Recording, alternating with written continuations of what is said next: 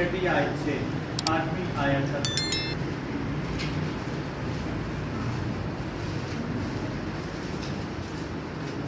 Romeo 5वां बाब 6ठी आयत से 8वीं आयत तक खुदावंद के कलाम में यूं लिखा है, क्योंकि जब हम कमजोर ही थे तो ऐन वक्त पर मसीह बेदीनों की खातिर हुआ। किसी रास्तबाज की खातिर भी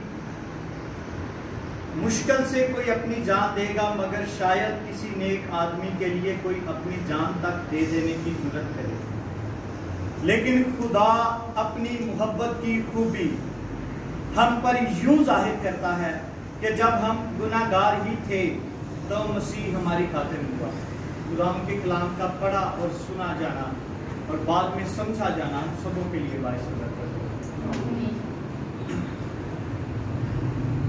आज सुबह मैं खुदा का नहायत शुक्रगुजार हूँ। उसने ये थॉट काफ़ी दिनों से मेरे दिल पर रखा। मैं चाहता हूँ कि आप लोगों के साथ में इसको शेयर करूँ। 3 बातें, सादा सी बातें करेंगे, कोई इसमें हम थियोलॉजी नहीं निकालेंगे।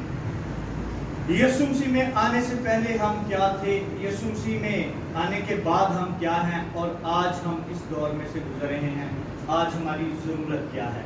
3 बातों पर मैं बात करूंगा। पहला पॉइंट, पौलुस रसूल अपनी कलीसिया को जब ये खत लिख रहा है, रोम की कलीसिया को, तो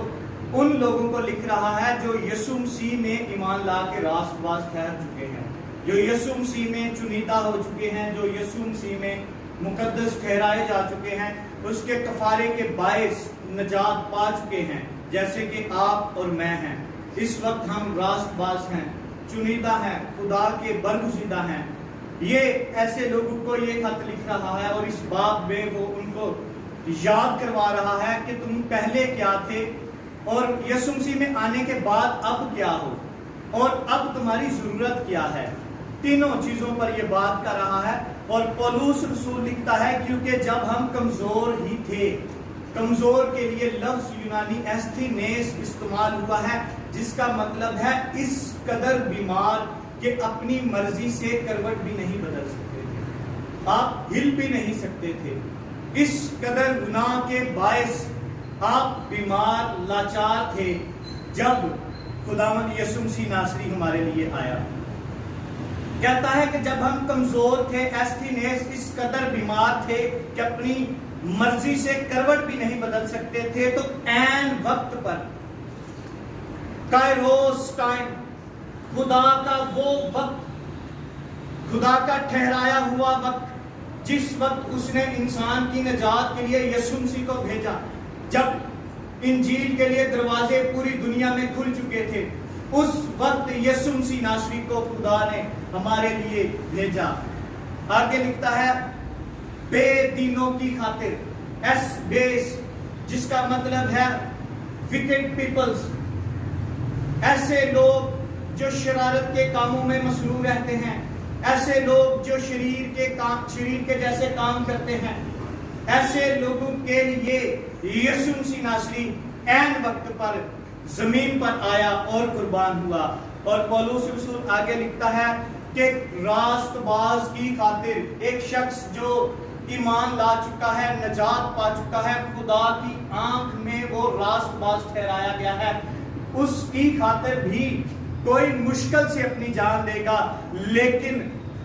हो सकता है किसी नेक आदमी के लिए, नेक आदमी से मुराद यहाँ पर ऐसा इंसान है जो अच्छे काम करता है दुनियावी लिहाज से। ये वो नेक आदमी नहीं जो खुदावंद यीशु मसीह में आ गया है। ये वो नेक आदमी है जो अच्छे काम करता है, खैरात करता है, नेकी करता है, भलाई के काम करता है। ऐसे शख्स के लिए शायद कहता मुश्किल दी गल है कोई ये वास्ते भी जान दे दे। लेकिन खुदा की मोहब्बत की खूबी यशाया 61 बाब में लिखता है कि पौलुस रसूल यहाँ कहता है, लेकिन खुदा अपनी मोहब्बत की खूबी हम पर यूं जाहिर करता है कि जब हम गुनाहगार ही थे तो मसीह हमारी खातिर हुआ। यशाया 61 बाब में कहता है कि खुदावंद का रूह मुझ पर है, उसने मुझे मसा किया है। यहाँ पर वो मसा किए हुए मसीह की बात कर रहा है। पौलुस रसूल कह रहा है कि خدا کی محبت کی خوبی یہ ہے کہ ہم جب گناہگار تھے، ہم جب شریر کے جیسے کام کرتے تھے، ہم جب بے دین تھے، ہم جب اپنے گناہ کے باعث مل بھی نہیں سکتے تھے، جب ہم اس قدر بیمار ہو چکے تھے گناہ کے باعث کہ اپنی نجات کے لیے فدیہ بھی نہیں دے سکتے تھے، خداوند یسوع مسیح ناصری باپ کے ٹھہرائے ہوئے وقت کے مطابق ہمارے لیے مسح کیا ہوا مسیح آ کر قربان ہوا۔ اور آگے پولس رسول کہتا ہے بس جب ہم یہ اب کی بات کر رہا ہے کہ پہلے ہم ایسے تھے کہ ہم گناہ کے باعث لاچار ہو چکے تھے، ہم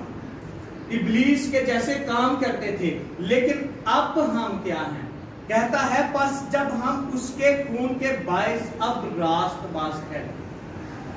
راست باز سے مراد کہ ہم، یہ ایک سینس ہے، پرانے عہد نامہ میں غلاموں کو خریدا جاتا تھا۔ ڈولوس پہ آپ ایک اسائنمنٹ کریں گے، اس میں آپ کو یہ کھل کے ڈیٹیل سے بات سامنے آ جائے گی۔ پرانے عہد نامہ میں راست باز لوگوں کو خریدا جاتا تھا اپنے لیے کہ یہ شخص میرے لیے ہے، یہ میری خدمت کرے گا۔ ہم بھی دیکھتے ہیں، ہم بھی عام روٹین میں اپنے لیے بڑی اچھی چیزیں خرید کر ایک سائٹ پر کر لیتے ہیں، اور جس چیز کو ہم پسند کرتے ہیں وہ ہمارے بڑی دل کے قریب ہوتی ہے، چاہے وہ کپڑے ہوں، کھانا ہو یا کوئی اور چیز ہو، وہ ہمیں بڑی پسند ہوتی ہے۔ کہتا ہے کہ جب تم ایمان لے آئے تو باپ نے تمہیں ایسے ہی چن کر الگ کر دیا ہے، علیحدہ کر دیا ہے اس دنیا سے، اور جب تم راست باز ٹھہرائے گئے تو اس کے وسیلہ سے غضب الہی سے ضرور ہی بچیں گے۔ اس سے پہلے کہ میں غضب الہی پر ایک منٹ کے لیے بولوں، میں اگلی آیت کو بھی ساتھ پڑھنا چاہوں گا، کیونکہ جب باوجود دشمن ہونے کے خدا سے اس کے بیٹے کی موت کے وسیلہ سے ہمارا میل ہو گیا، تو میل ہونے کے بعد تو ہم اس کی زندگی کے سبب سے ضرور ہی بچیں گے۔ پولس رسول یہاں پر جب یہ بات بیان کر رہا ہے کہ ہم اس سے پہلے کہ غضب الہی سے بچیں، ہم اس کے دشمن تھے۔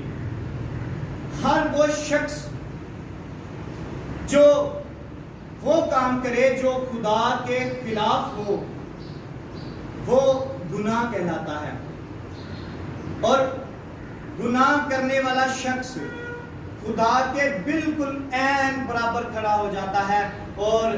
اس کے ساتھ بالکل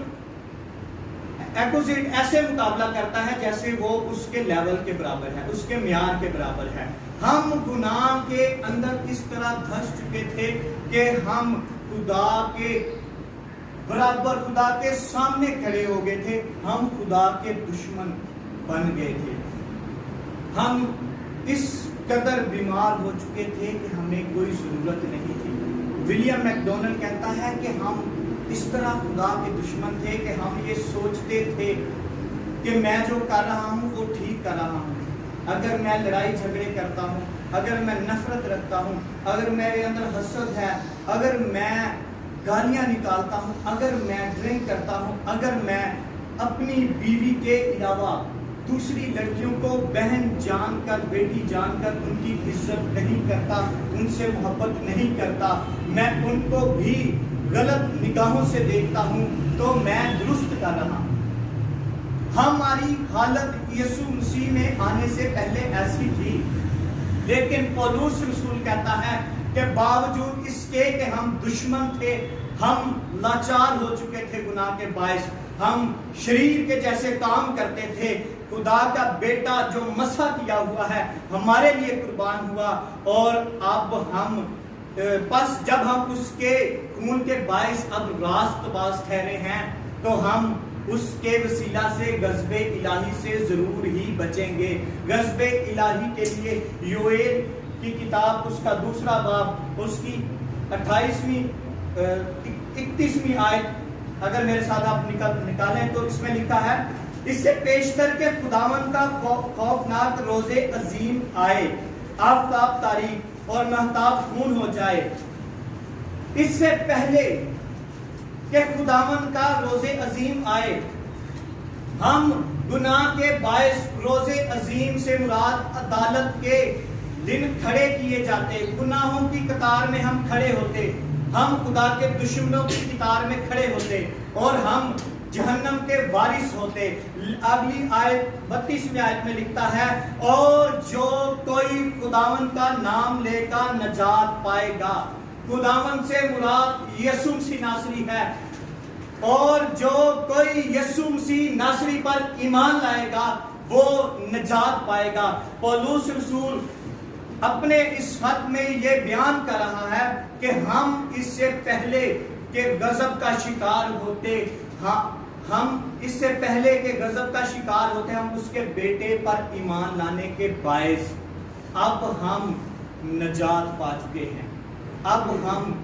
ان گناہوں سے، ان بھی گناہ کی بیماریوں سے نجات پا چکے ہیں، اور یہاں پر غضب الہی سے ضرور ہی بچیں گے کے لیے لفظ ایرو استعمال ہوا ہے، جس کا مطلب ہے اب خدا کا جو غضب ہے وہ ہمارے نزدیک بھی نہیں آئے گا۔ ایک وقت تھا ہم گناہ کے باعث غضب کا شکار تھے، ہم خدا کی عدالت میں کھڑے ہوتے اور ہمیں خدا آگ میں پھینک دیتا، ہم ساری زندگی ماتم کرتے۔ اگر ابدی زندگی ہے تو ابدی موت بھی ہے، جس میں ہم کبھی نہیں مریں گے۔ وہ پولس رسول کہتا ہے کہ ہم جب گناہ کی حالت میں تھے تو ہم ایسے تھے کہ ہم خدا کے غضب کا شکار تھے، لیکن کہتا ہے اب اس کے بیٹے پر ایمان لانے کے باعث ہم راست باز ٹھہرے ہیں۔ اب ہماری پہچان یہ ہے کہ ہم غضب کے شکار نہیں ہوں گے، بلکہ غضب ہمارے نزدیک بھی نہیں آئے گا۔ ایک مثال دوں گا یسوع مسیح کے کفارے کی۔ ایک اسکول میں ایک بچہ پڑھتا ہے اور وہ بڑا شرارتی ہے، نالائق ہے، ایسی حرکتیں کرتا ہے کہ اس کو اسکول سے نکال دیا جاتا ہے، اور اس کو کہا جاتا ہے کہ آپ کے بہاف پہ جب تک کوئی گواہی نہ دے، آپ کے ماں باپ آ کر نہ کہیں، ہم آپ کو دوبارہ اسکول میں نہیں رکھیں گے۔ وہ بچہ دوسرے دن اپنے والد صاحب کو لے کر آتا ہے، اس کے والد صاحب جا کر اس کو کہتے ہیں ان کے ٹیچرز کو کہ سر میں آپ کی ریکویسٹ کرتا ہوں آپ میرے بچے کو اسکول سے نہ نکالیں۔ میں اس بات کی گارنٹی دیتا ہوں کہ میں اس کی اب کانٹ چھانٹ کروں گا، اس کی تربیت کروں گا تاکہ یہ پڑھ لکھ کر ایک اچھا انسان بن جائے۔ اگر آپ نے اس کو اسکول سے نکال دیا تو یہ باغی ہو جائے گا، یہ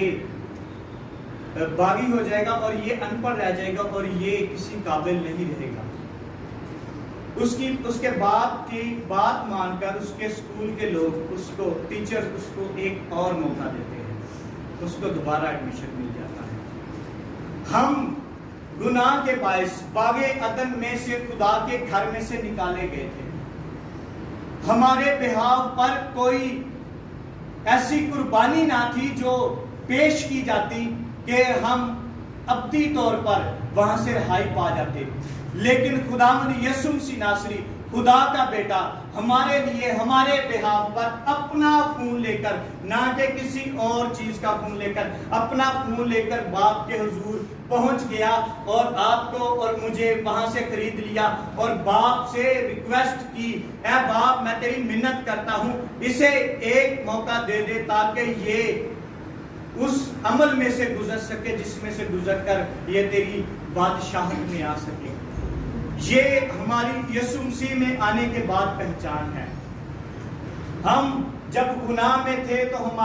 ہم خدا کے مقابلے میں کھڑے تھے، لیکن اب جب ہم اس کے غضب میں سے بچ چکے ہیں تو یوئیل ہی دوسری بات کرتا ہے جس کی آج ہمیں ضرورت ہے، جو آج ہمیں انعام میں بخشا گیا ہے۔ 28ویں آیت میں لکھا ہے، اور اس کے بعد میں ہر فرد بشر پر اپنی روح نازل کروں گا اور تمہارے بیٹے بیٹیاں نبوت کریں گی، تمہارے بڈھے خواب اور جوان رویا دیکھیں گے، بلکہ میں ان ایام میں غلاموں اور لونڈیوں پر اپنی روح نازل کروں گا، اور میں زمین و آسمان میں عجائب ظاہر کروں گا، یعنی خون اور آگ اور دھوئیں کے ستون۔ خداوند یسوع مسیح ناصری پر ایمان لانے کے باعث جب اب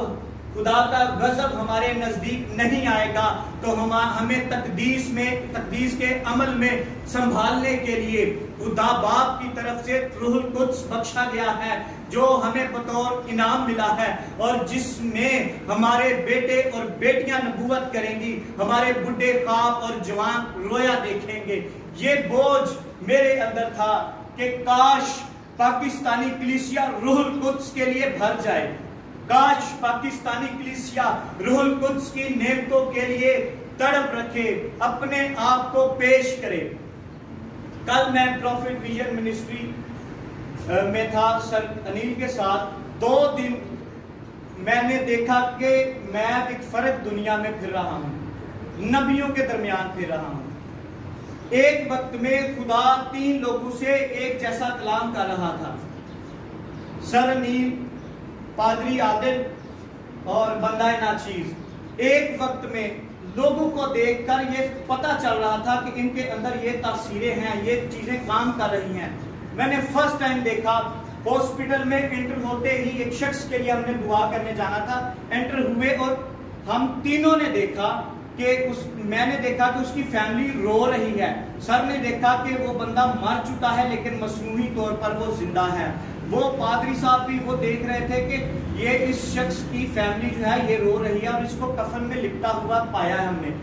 میں نے تب ایک خدا نے میرے اندر بوجھ ڈالا کہ میں آپ لوگوں کے ساتھ یہ بات شیئر کروں۔ خدا نے آپ کو نبی، رسول، مبشر، چرواہے، استاد بننے کے لیے یہاں پر رکھا ہے۔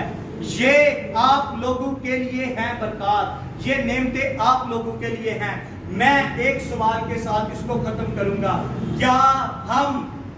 آج غضب الہی سے بچنے کے بعد روح القدس کی نعمتوں کے لیے اپنے آپ کو پیش کرتے ہیں؟ کیا آج ہم غضب الہی سے بچنے کے بعد اپنے آپ کے لیے دعا کرتے ہیں کہ خداوند مجھے نبی جیسا بوجھ بخش، خداوند مجھے مبشر بنا، خداوند مجھے چرواہا بنا، خداوند مجھے استاد بنا، خداوند مجھے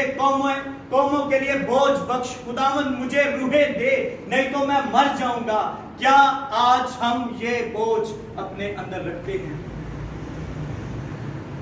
اگر نہیں تو ضرورت ہے کہ اس بوجھ کے ساتھ خداوند کے حضور دعا کیجئے، جتنی بڑی اس نے نجات آپ کو دی ہے اس کے ساتھ ایک بڑا گفٹ بھی آپ کو دیا ہے جو ہر وقت آپ کو ملے گا۔ خداوند آپ کو